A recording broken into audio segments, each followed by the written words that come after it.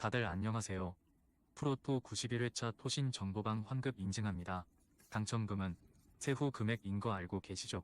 다들 아시겠지만 한 경기 취소되어 당첨금이 반토막 났지만 그래도 당첨 모두 축하드리며 오늘 경기도 분석 시작해보겠습니다.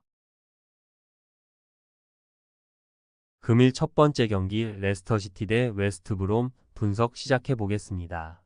레스터는 리그 2위지만 승점 1점 차로 앞선 입스위치보다 한 경기를 덜 치렀기에 자력 우승에 대한 기회가 남아있다. 최근 원정 연전에서 플리머스와 미럴 등에 패하며 주춤했지만 경쟁팀들도 승점 추가에 어려움을 겪었기에 기회가 있다. 물론 기회를 살리기 위해서는 이 경기에서 승리해야 한다. 다행인 건 홈에서 연승을 따내는 등 홈 경기력이 좋다는 점이다. 브로미치는 7위인 헐시티와 승점 차이를 7점까지 벌리며 승격 플레이오프행이 유력해졌다. 6위인 노리치와 승점 1점 차이긴 하지만 일단은 플레이오프를 가는 게 중요하고 가능성이 높다. 최근 경기에서 선더랜드에 패하긴 했지만 그 경기 전까지 무패를 이어간 게 컸다. 바틀리와 타운센트, 펄롱 등 수비 라인이 안정적으로 팀 수비를 지탱했다. 레스터의 승리를 본다. 브로미치는 직전 경기에서 휴식한 중앙 미드필더 요쿠실루가 돌아와 중원에서 최종 수비를 보호할 것이다.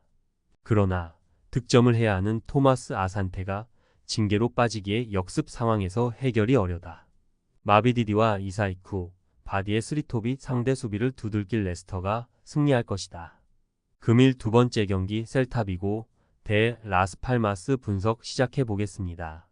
셀타는 지난 라운드에서 베티스에 패하며 강등권 팀들의 추격에서 벗어나지 못했다. 팀의 공격을 책임지는 라르센의 골이 나왔지만 아스파스와 밤바가 수차례 기회를 놓쳤다. 그러나 아직은 18위 팀과 승점 3점 차이기에 잔류 가능성은 높다. 하락세의 라스팔마스 상대로 승리하며 강등권과 격차를 벌리는 게 우선이다. 벨트란과 소텔로 등 중원이 공격적으로 경기에 임할 것이다. 라스팔마스는 강등권과 승점 10점 차이 이상을 벌렸기에 다음 시즌도 라리가에서 뛸 가능성이 높다. 그러나 최근 흐름은 좋지 않다. 최하위 팀인 알메리아에 패한 것을 비롯해 4연패를 당했다. 강팀 상대로도 승점을 잘 따내며 내심 유럽 대항전 진출도 노렸는데 이제는 유종의 미를 노려야 한다. 단, 이번 원정에는 중앙 수비수인 코코가 징계로 빠지는 악재가 있다. 셀타의 승리를 본다. 라스팔마스는 측면 화력이 좋은 팀이지만 최근 측면에 활발한 돌파가 나오지 않고 있다.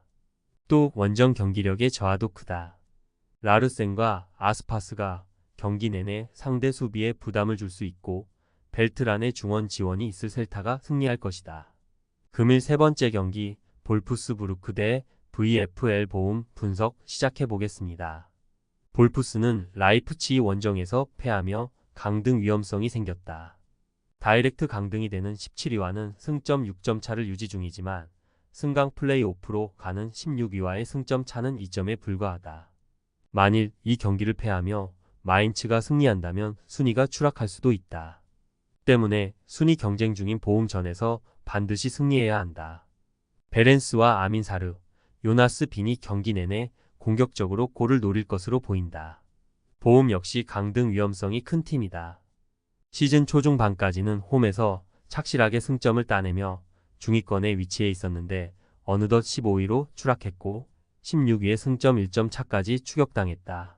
그나마 지난 라운드에서 하이덴하임 상대로 승점을 따내긴 했지만 홈의 이점을 살리지 못했다.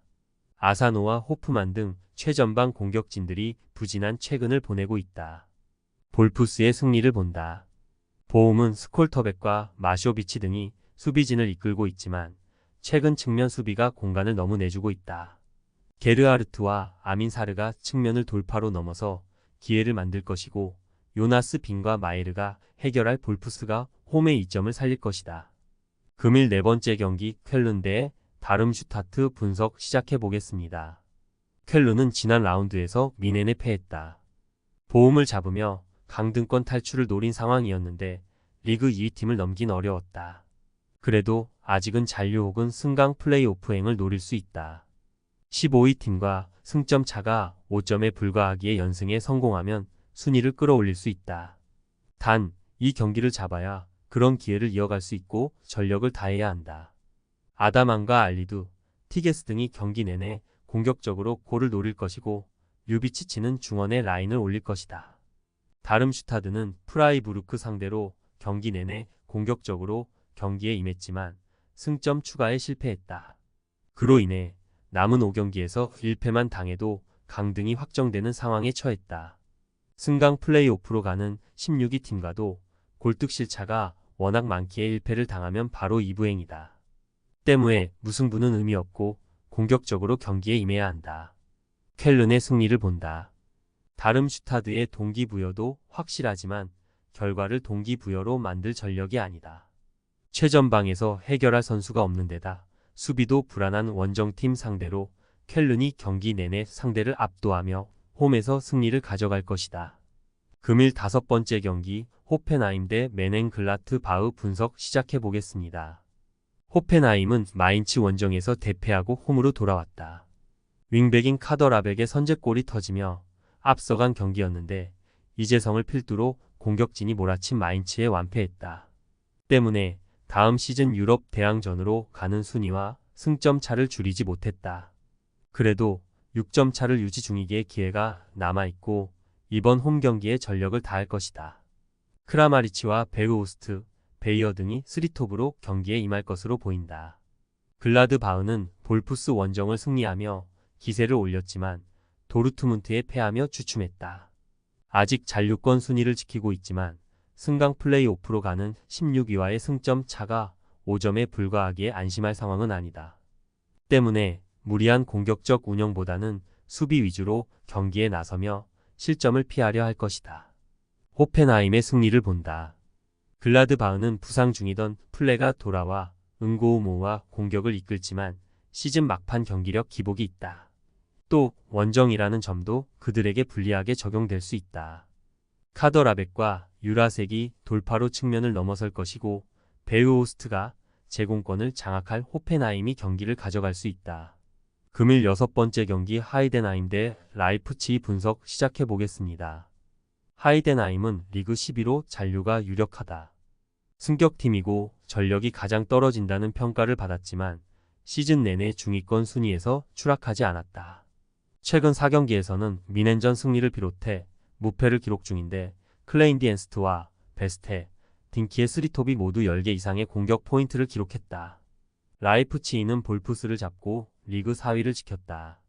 도르트문트와 같은 승점이긴 하지만 골득실에서 11골을 앞서 있다. 그러나 최대한 승점을 따내야 다음 시즌도 챔스로 갈 수 있기에 남은 시즌을 잘 보내야 한다. 최근 절정의 골 감각을 자랑하는 오펜다를 비롯해 올모와 세스코, 사비 시몬스 등이 경기 내내 공격적으로 골을 노릴 것이고 하이드하라가 중원에서 지원할 것이다. 라이프치히의 승리를 본다. 하이덴하임은 상위 레벨의 3톱을 보유한 팀이다. 그러나 세사와 말로니 등 중원 경기력은 기복이 있다. 하이드하라와 캄프리 중원에서 점유율을 가져가며 경기를 주도할 수 있고 오펜다가 기회를 해결할 원정팀이 승리하고 4위를 유지할 것이다. 토신 최종 조합은 영상 아래 고정 댓글로 말 걸어주시면 토신 정보방에서 무료로 공유해드립니다. 제발 손해보면서 토토하지 말고 다같이 웃으면서 즐겁게 베팅합시다. 함께 하실 분들은 부담 갖지 마시고 편하게 말 걸어주세요.